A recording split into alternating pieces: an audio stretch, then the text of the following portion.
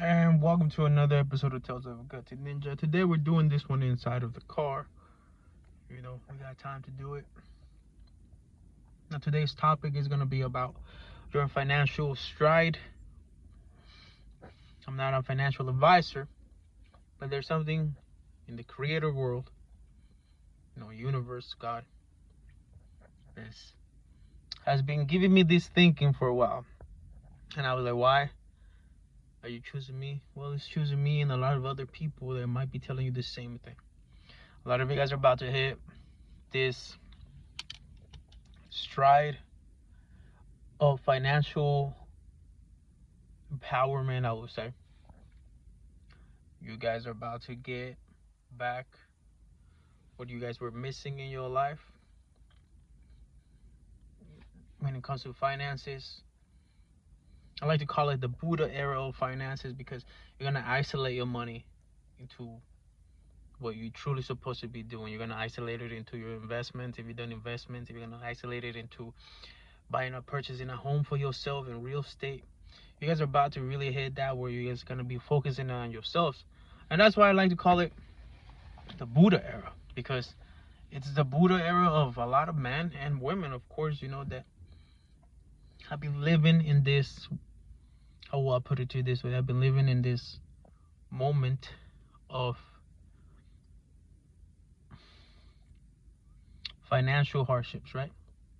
Even including myself, when I was doing decently and I had a great career and I was out there making the money that I wanted to make. But you guys were probably overspending it and not thinking on what to do with it. And I think that all of us have gone through that. Some of us have gone through that. Fortunately, there's other people that have never gone through that. They were smarter. I would like to put them like smarter, because they already had the vision of what they wanted to do. So right now it's going to be the ones that were out there partying, maybe in their 20s, even 30s, even 40s. Even you could be probably right now 60, about to hit that financial stride that you always wanted. So do not be afraid of what you're going to be doing with your finances, especially if you like to invest.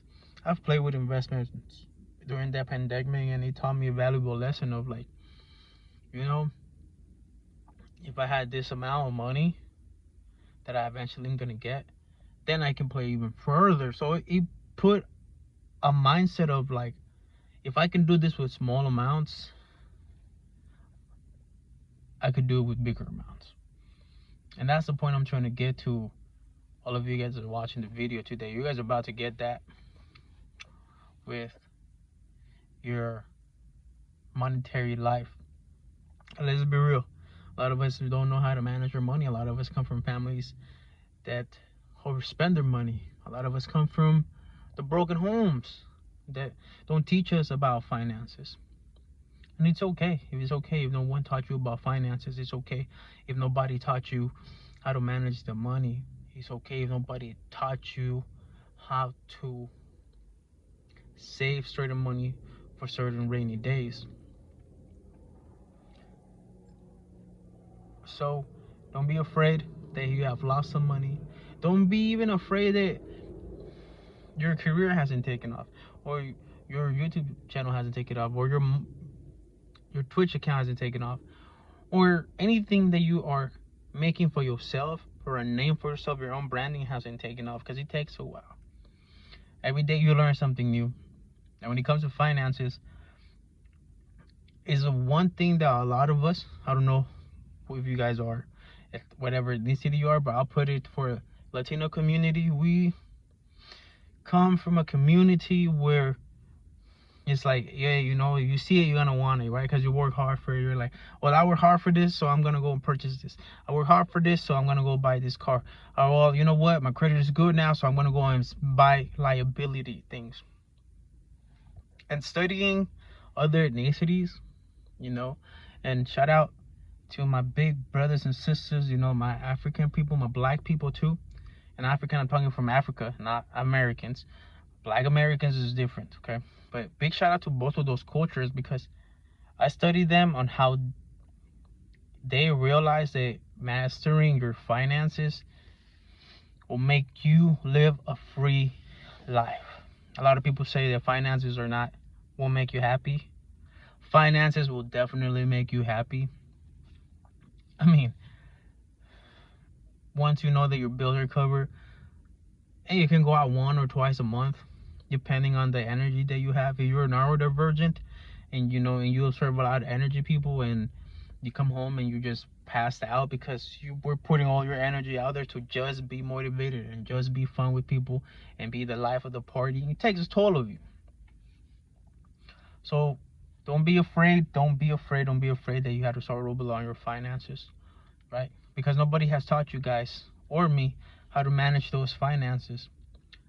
And then once I learned how to manage my own finances,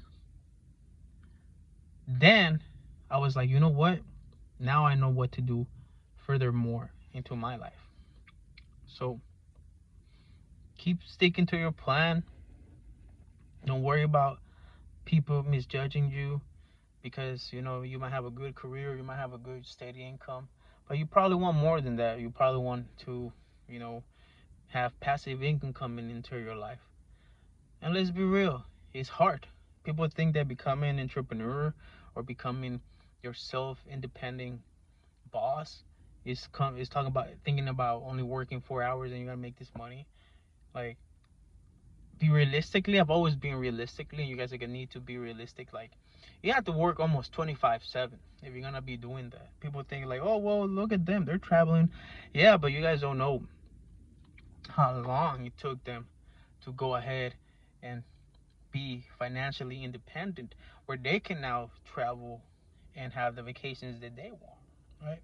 Because we can all have really good careers and take 2 weeks out of the year and go travel wherever we want to do. But it takes even harder work to be a real entrepreneur, because I see entrepreneurs and I'm like, holy shit, like if that's the work that I have to put, then that means I need to put more work, you know? So be realistic with the finances. Know where you make the mistakes. Know where not to waste your money. And I think that it's good for you guys to know that it's okay to be at home and chill with your money and fix your place or whatever it is, and make it comfortable for you to be able to be in that state of flow, in that state of mind where you can be okay. Now if I can be here for a little bit and I've had the extra money coming in, what can I do with it? So all of you guys are about to hit that era of you guys are about to know what to do with your finances, because you guys have been struggling with them. You guys have been almost breaking your head for it, and you guys now have finally figured out a plan.